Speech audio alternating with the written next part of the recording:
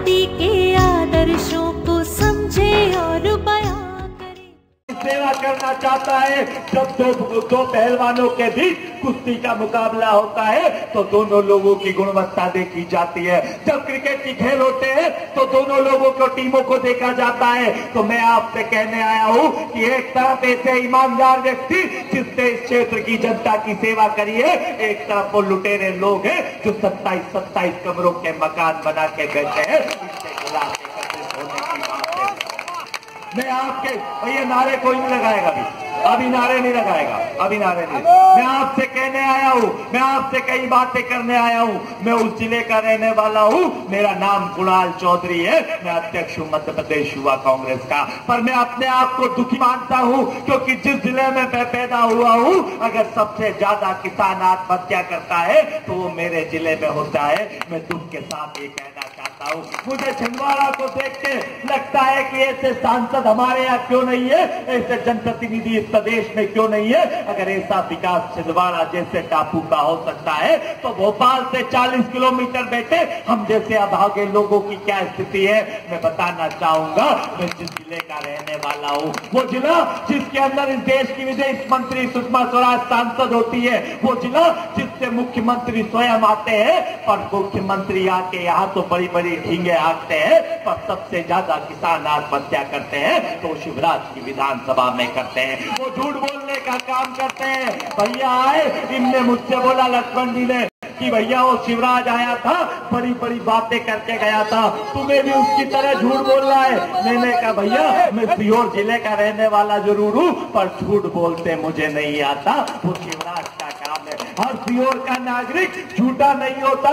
Sir Shivraj Singh Chauhan ऐसा है जो हर बात पे झूठ बोलने की बात करता है। मैं आपके बीच में आया हूँ, मैं उस दर्द को लेके आया हूँ, उस किसान की वेदना को लेके आया हूँ। मैं किसान का बेटा हूँ, मैं शिवराज की तरह नकली किसान का बेटा नहीं, मैं ओरिजिनल किसान के बेटे में से एक हूँ। मैं आपके बीच में आया हूँ, मैं बात करना चाहता हूँ उन मंदसौर के किसानों की कि किस प्रकार का अत्याचार इस मध्य प्रदेश में शिवराज की सरकार में किसानों के ऊपर हो रहा है। मैं आपसे कहने आया हूँ, मैं किसानों की बात करने आया हूँ। मैं पूछना चाहता हूँ कि उन किसानों की गलती क्या थी जब पहले किसानों के पेट पे इस सरकार ने लात मारी। जब पेट पे लात मार के नहीं भरा, किसानों के फसलों के दाम नहीं दिए, तो उसके बाद किसानों की छाती पे गोली मारने का काम किया। मैं आपसे कहना चाहता हूँ, मैं आपसे बात करने आया हूँ उस मरे हुए किसान की जिसकी आत्माएं ऊपर से देख रही है। वो चाहती है कि भारतीय जनता पार्टी की सरकार ने जिस प्रकार से शिवराज की सरकार ने इस मध्य प्रदेश के किसानों की हत्या करी है। मैं बात करने आया हूँ उस बूढ़ी माँ की जिसके 25 साल के बच्चे की हत्या ये भारतीय जनता पार्टी ने कर दी है। उस माँ की सूनी कोख की कसम देने आया हूँ। मैं बात करने आया हूँ उस बाप के कंधे की जिसके कंधे के ऊपर उसके 25 साल के बच्चे की अर्थी निकली है, उसके 25 साल के बच्चे का जनाजा निकला है। मैं उस बाप के कंधे की हाल लेके आया हूँ। मैं बात करने आया हूँ उस विधवा की जो 23 साल की उम्र में विधवा हो गई, जिसकी 3 महीने पहले शादी हुई थी, पर उसके सुहाग को उजाड़ने का काम इस मध्य प्रदेश की सरकार ने किया। तो किसान आपको देख रहे हैं क्योंकि ये चुनाव पूरे मध्य प्रदेश में नहीं हो रहा है, चंद चुनिंदा जगहों पे हो रहे हैं। वो आत्माएं ऊपर से देख रही है कि अत्याचार भारतीय जनता पार्टी की सरकार करती है, और अगर उसके बाद भी उन्हें जिताते हो तो उनकी आत्माओं को शांति नहीं मिलेगी। आज उनका बदला लेने का समय आ गया है। इस मध्य प्रदेश के किसानों का बदला लेने का समय आ गया है। इस मध्य प्रदेश के व्यापम में मरे हुए लोगों का बदला लेने का समय आ गया है। उनकी आत्माएं ऊपर से देख रही है क्योंकि लगातार अत्याचार हो रहा है। मैं आपसे कहने आया हूँ इस प्रदेश के अंदर जिस प्रकार की झूठी बातें शिवराज सिंह चौहान करते हैं, एक भोला चेहरा शिवराज का है, पर उसके पीछे एक क्रूर इंसान छुपा हुआ है जो लोगों के खिलाफ जिस प्रकार की साजिशें रखता है, जिस प्रकार से मध्य प्रदेश के नौजवानों को लूटने का काम करता है। व्यापम जैसा घोटाला जिसने मध्य प्रदेश के 1 करोड़ के नौजवानों के रोजगार बेचने का काम कर दिया। मैं आपसे कहने आया हूँ व्यापम जो कोई घोटाला नहीं, योग्यताओं का बेरहम कत्ल और पढ़ने वालों का सामूहिक नरसंहार व्यापम था। मैं आपसे कहने आया हूँ जो व्यापम पीड़ित आपको देख रहे हैं, वो मरे हुए किसान आपको देख रहे हैं। इस मध्य प्रदेश देश का आम इंसान आपको देख रहा है कि भारतीय जनता पार्टी को धूल चटाने का काम करो। ऐसे वोटों से, प्रचंड वोटों से कांग्रेस को जिताओ कि इनको सबक सिखाने को मिले कि अगर जनता के साथ विश्वासघात किया तो जनता जिताना जानती है, तो जनता हराना भी जानती है। अगर आज भी भारतीय जनता पार्टी जीत गई तो आपकी मूक सहमति उन किसानों की हत्याओं में होगी, आपकी मूक सहमति उन भरे हुए व्यापम के पीड़ितों में होगी। वो बाकी सूनी कोक आपको देख रही है। मैं आपसे कहने आया हूँ, लगातार इस प्रदेश का मुख्यमंत्री अपने आप को मामा की संज्ञा देता है। मैं कहने आया हूँ, ऐसा कौन सा मामा आपने देखा जो नौजवानों की हत्या करता है? फिर मुझे पता पड़ा और मैंने मामाओं की खोज करी तो सबसे प्रसिद्ध मामा कौन निकला? सबसे प्रसिद्ध मामा निकला कंस मामा। ठीक है। दूसरा प्रसिद्ध मामा कौन निकला? शकुनी मामा। अरे कंस के बाद शकुनी आता है। और तीसरा सबसे प्रसिद्ध मामा कौन निकला?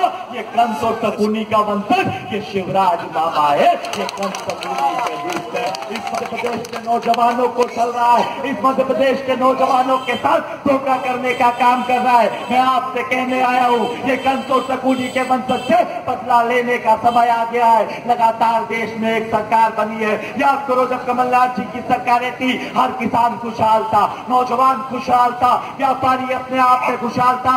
आज देश में एक नई सरकार बनी है, एक रंगा और बिल्ला की सरकार बनी है। वो रंगा एक सफेद दाढ़ी वाला नरेंद्र मोदी, वो इस देश में रंगा के रूप में, और वो गुजरात का तरीपाल अमित शाह बिल्ला के रूप में इस देश के लोगों को लूट रहे हैं, इस देश के लोगों के अधिकारों को छीनने का काम कर रहे हैं। ये रंगा और बिल्ला की सरकार को हराना होगा, इनको घर भेजने का काम करना होगा। मैं आपसे यही कहना आया हूँ कि ये खामोश मिजाजी तुम्हें जीने नहीं देगी। इन गुंडों के दौर में जीना है तो भारतीय जनता पार्टी को ऐसे वोटों से हराओ कि इनकी भीड़ से ईंट बजाने का काम कर दो। मैं आपसे कहने आया हूँ, इस देश के नौजवानों सुन लो, इस देश के आम इंसानों सुन लो कि भारतीय जनता पार्टी की सरकार चाहती है, आप देश के बेसिक मुद्दों से ध्यान हटाना चाहती है। वो चाहती है कि देश का व्यापारी व्यापार पे बात नहीं करे, देश का किसान उसकी फसलों के दाम पे बात नहीं करे। वो चाहती है कि युवा नौजवान रोजगार पे बात नहीं करे। वो चाहते हैं कि देश के नौजवान काय पे चर्चा करें। कभी घर वापसी की बात करते हैं, कभी धर्म परिवर्तन की बात करते हैं, पर जसोदा बेन की घर वापसी की बात नहीं करते। इनके खिलाफ एक कदम होना पड़ेगा। मैं कहने आया हूँ, मैं चुनौती देने आया हूँ, और आप भी चुनौती दिया करो भारतीय जनता पार्टी के लोगों को। ये कहते हैं कि राम के नाम पे राजनीति की बात करते हैं, राम के नाम पे घड़ा करते हैं, कि हमेशा राम के नाम पे झूठ बोले हैं। पहले आए थे और कहते थे कि कसम राम लला की खाते हैं, मंदिर यही बनाएंगे। मैंने पूछा तारीख बता दो, बोले तारीख नहीं बताएंगे, पब्लिक को चूतिया बनाएंगे, चूतिया बनाएंगे। फिर आए और फिर क्या कहा पिछली बार? वो दाढ़ी वाला आया और क्या कहने लगा? भाइयों बहनों अच्छे दिन आएंगे और काला धन लाएंगे, और कितने कितने लाख देंगे? 15-15 लाख रुपए देंगे। वो काका ने सोचा कि अब तो 5 बेटे हैं, 90 लाख रुपए तो इनके हो गए, और मियाँ बीबी के 30 मिला के 1 करोड़ 5 हो जाएंगे। इसको मिल गए। पहले आए थे और कहते थे कि बीजेपी का कहना माफ, सुई से लेके सबका कर्जा, किसानों का कर्जा माफ। फिर आए और मैंने पूछा भैया बता दो कि कब होगा? तो उन्होंने एक नया नारा दिया, बीजेपी का कहना साफ, हम तो जीते अपने आप, अब काहे का कर्जा माफ। करते हैं। मैं आपसे कहने आया हूँ कि राम के चरित्र पे चिंतन करो। राम के चरित्र की बात करना है तो बीजेपी को चुनौती देता हूँ। मुझे बताए कि राम के किस चरित्र में घड़ा का भाव है, रामायण के किस चौपाई में घड़ा का भाव लिखा है। क्योंकि मैं कहता हूँ कि अगर राम को मानते हो तो राम की मानना भी सीखो, अगर अल्लाह को मानते हो तो पैगंबर की मानना भी सीखो, अगर ईसा मसीह को मानते हो तो उस यीशु को मानना भी सीखो, अगर महावीर को मानते हो तो उसके त्याग तपस्या और बलिदान के सिद्धांतों को भी सीखो, अगर रामायण को मानते हो तो रामायण की उस चौपाई को भी मानो जिसमें लिखा है कि दूसरों के सुख से बड़ा कोई धर्म नहीं हो सकता और दूसरों के दुख से बड़ा कोई अधर्म नहीं हो सकता। मैं आपसे कहने आया हूँ, जो राम के नाम पे लड़ते हैं वो राम को नहीं मानते, जो रामायण के नाम पे लड़ते हैं वो कभी रामायण को नहीं पढ़ते देखा, जो कुरान के नाम पे लड़ते हैं, उनको कभी कुरान की आयतें पढ़ते नहीं देखा। ये लोग चाहते हैं कि लोग धर्म के मुद्दों पे उलझे रहे। राम हमारे लिए आस्था और विश्वास का केंद्र है, राम हमारे लिए राजनीति का केंद्र नहीं। यह लगातार झूठ बोलने का काम करते हैं। मैं आपसे कहने आया हूं कि सीधी सीधी बात है, ना राम खतरे में है, ना अल्लाह खतरे में है। कर खतरे में है तो इस मुल्क की आवाम खतरे में है। ना हिंदू खतरे में है, ना हिंदू खतरे में है, ना मुसलमान खतरे में है। कर खतरे में है तो राम और रहीम का पैगाम खतरे में है। इस राम और रहीम के पैगाम को बचाने की जरूरत है। इस देश के किसान नौजवान को बचाने की जरूरत है। लगातार झूठ की बात ये करते हैं। पहले जब कांग्रेस की सरकार हुआ करती थी तो अम्मा जी याद है कि जब गैस की टंकी 400 रुपए हुई थी तो वो दाढ़ी वाला कहता था कि महंगाई डायन की तरह बढ़ रही है गैस की टंकी की। और जब 800 रुपए हो गई तो अब तेरे यहाँ विकास हो गया। अब मेरे को ये समझ में नहीं आता कि जब 400 रुपए में महंगाई डायन थी तो 800 में विकास कैसे हो सकती है। ये बात हमें सोचना पड़ेगी। वो दाल जब 40 रुपए किलो थी, वो महंगाई डायन थी, तो 200 रुपए किलो में विकास कैसे हो सकती है। ये बात हमें करना पड़ेगी। जब प्याज किसानों के पास था वो 25 पैसे प्रति किलो बिकता था, आज 25 से 30 रुपए किलो मार्केट में हो गया। ये कौन सी बात है कि किसान को परेशान करा जा रहा है। आपसे कहना आया हूं, कांग्रेस ने एक नारा दिया था, इस देश से गरीबी हटाओ, और भारतीय जनता पार्टी ने नारा दिया है इस देश से गरीबों को हटाने की बात करी। हमने गरीबों के मतिया के रूप में ऐसे आम आदमी को खड़ा किया है माननीय कमलनाथ जी के नेतृत्व में। मैं आपसे कहने आया हूं, चाहे कोई कितने भी पैसे वाला हो, पर इतनी ऊर्जा जितनी लक्ष्मण भाई में है और इनके पीछे जैसा कमलनाथ जी का हाथ है, ऐसा हाथ किसी के पीछे नहीं हो सकता। इस क्षेत्र के विकास के लिए के साथ आपको रहना होगा। मैं आपसे कहने आया हूं, लगातार बात देश में करते हैं, या हमेशा राष्ट्रवाद की बात करते हैं, बीजेपी राष्ट्रवाद की बात करती है। अरे चुनौती देता हूं तुम बीजेपी वालों को कि कौन से राष्ट्रभक्ति की बात करते हो। जब कांग्रेस पार्टी के लोग अंग्रेजों से लोहा ले रहे थे तब तुम कहां थे। तब तुम अंग्रेजों की लेटरिन साफ करने का काम कर रहे थे। हमें गर्व से कहा करो, हम गर्व से कहा करो कि हम उस पंडित जवाहरलाल नेहरू के लोग हैं जिन्होंने इस देश को आजाद कराने के लिए अपनी जवानी के 15 साल जेल में काटे। किसी व्यापम घोटाले में नहीं, इस देश को आजाद कराने के लिए काटे।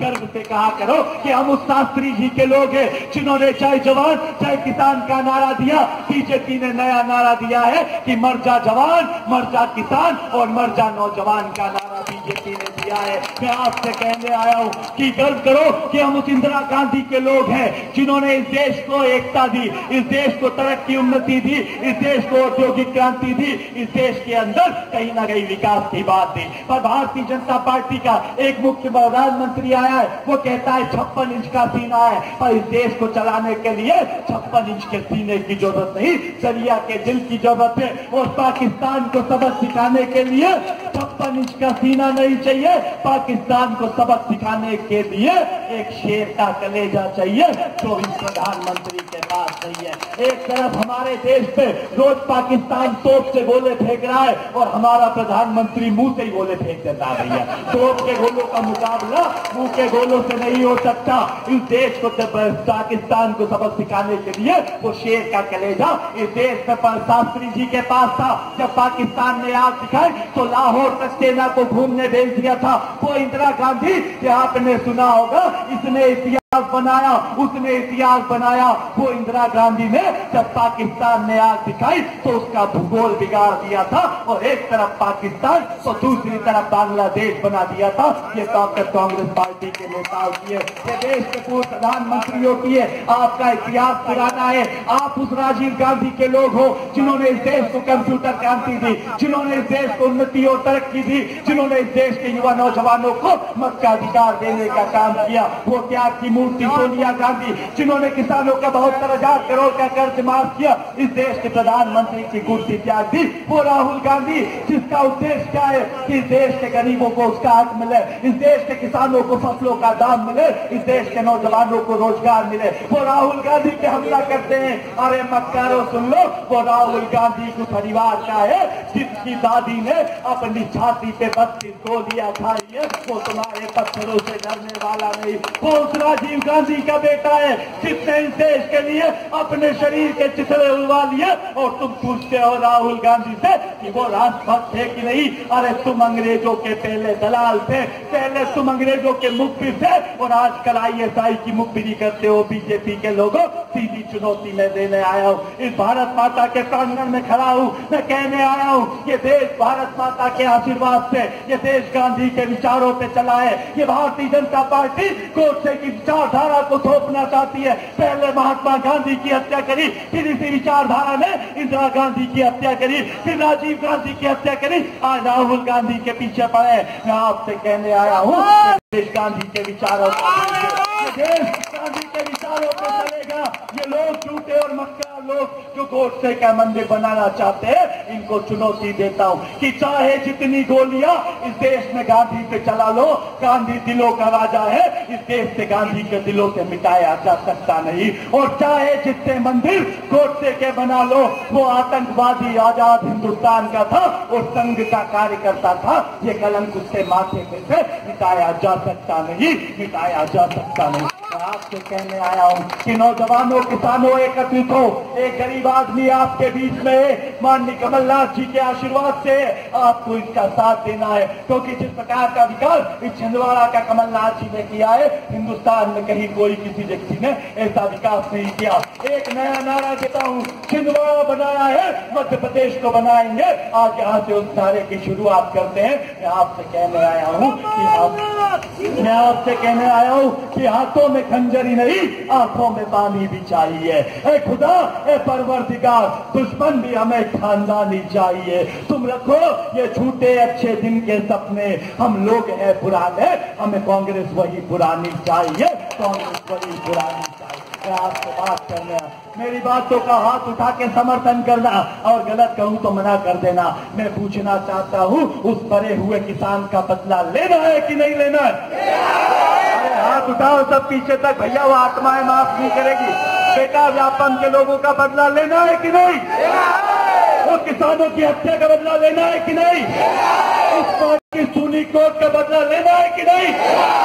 उस बात के सुने कंधे का बदला लेना है कि नहीं? मैं आपको कसम दे के जा रहा हूँ, एक एक वोट कांग्रेस को देना।